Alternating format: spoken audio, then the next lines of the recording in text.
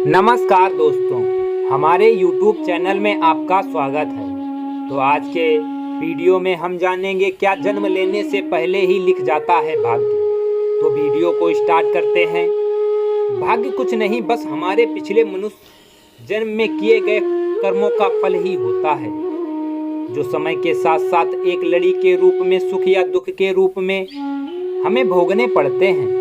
किस कर्म का फल कब और कैसे भोगना होगा, यह परमेश्वर की शक्ति निष्पक्ष रूप से तय करती है। जहाँ तक मनुष्य का संबंध है, उसके बस में तो केवल कर्म करना ही है। कर्म फल उसके बस की बात नहीं है। मनुष्य योनि में उत्पन्न हुए जीवों द्वारा अपने जीवन काल में किए गए शारीरिक, वांछिक और मानसिक कर्मों का देवता प्राकृतिक के अचूक नियमों के अनुसार फल देता है। कुछ कर्मों का फल तो साथ ही साथ मिल जाता है और कुछ कर्मों का फल आने वाले जन्मों में मिलता है। हर तथाकथित अच्छे और बुरे कर्म का फल मिलता ही मिलता है। बुरे कर्म का तथाकथित बुरा फल तथा अच्छे कर्म करने वाले को अच्छा फल मिलता है। केवल मनुष्य योनि ही जीव की कर्म भूमि है और इसे भोग भूमि भी माना जाता है, लेकिन अन्य योनियां केवल भोग भूमि ही मानी गई हैं। जहाँ जीव अपने पिछले मनुष्य योनि में किए गए तथाकथित अच्छे और बुरे कर्मों का फल सुख या दुख के रूप में भोगता है। इन योनियों में जीव के नए कर्म नहीं जुड़ते हैं, केवल पिछले कर्म ही जुड़े जाते हैं। जब तक जीव अपने सभी तथाकथित अच्छे और बुरे कर्मों के फल से शून्य नहीं हो जाता, उसका विभिन्न योनि में आना जाना लगा रहता है। जीव हर बार जब नई योनि में अपने कर्मों के फल भोगने के पश्चात मनुष्य योनि में आता है, तो उसके साथ उसके बचे हुए कर्म भी उसके साथ आ जाते हैं। उसके ही अनुसार उसे साधारण माध्यम या उच्च परिवार, परिजन या सामाजिक वातावरण मिलता है और उसके जीवन में कभी सुख तो कभी दुख की परिस्थितियां उत्पन्न होती हैं। इन परिस्थितियों को यदि वह अपनी बुद्धि और विवेक और अपने अनुकूल बनाने के लिए कामयाब हो जाता है, तो इसे ही अपने कर्मों के द्वारा वह बदल सकता या सुधार सकता है।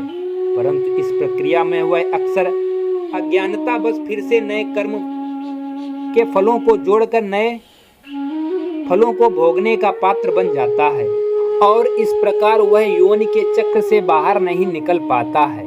अब प्रश्न यह उठता है कि मनुष्य जब कर्म करेगा तो उसके लिए उसे फल भी भोगने होंगे, तो वह कर्म फल शून्य कैसे कर पाएगा और कैसे वह इस योनि के चक्र से छूट पाएगा। इस संदर्भ में मेरे धर्मपंथ कहते हैं कि यदि मनुष्य ईश्वर के कहे गए वचन के अनुसार जीवन यापन करे, तो उसे उसके द्वारा किए गए कर्मों का फल नहीं भोगना पड़ता है। ईश्वर के वचन सामान्य जीवन जीने के लिए बाध्य नहीं है। ये वचन मुख्यतः यह कहते हैं कि हम जो कुछ भी करें, इस बात का ख्याल रखें कि हम कोई भी क्रिया करते हुए किसी भी प्राणी का शारीरिक, मानसिक और भावात्मक दुख का कारण न बने। इसके अतिरिक्त परमेश्वर के वचन हैं, वे हमेशा कोई असामान्य हठ योगिक कठिन कार्य करने को नहीं कहते हैं। वे केवल हमसे अपनी प्राकृतिक आवश्यकताओं की पूर्ति करते हुए और अपने स्वधर्म को निभाते हुए विकृत रहित स्वस्थ जीवन जीने के लिए कहते हैं। स्वधर्म अर्थात अपने परिवार, अपने समाज और मानवता के प्रति हमारे कर्तव्य परायण को बताने का प्रयास करते हैं। हमारे इस उपक्रम के लिए परमेश्वर हम तक आवश्यक ज्ञान पहुंचाने का कोई ना कोई मार्ग बना ही लेते हैं। परमेश्वर को हमसे कुछ नहीं चाहिए, बस हमें इस अमूल्य मनुष्य जन्म का सार्थक करने के लिए आवश्यकता है कि अपने जीवन को निष्काम होकर जीते हुए पाप और पुण्य रहित बनाएं और परमेश्वर के चरणों में समर्पण करें। अगर आपको वीडियो अच्छा लगे तो वीडियो को लाइक करें, चैनल को सब्सक्राइब करें और दोस्तों के साथ शेयर करें। थैंक यू, धन्यवाद।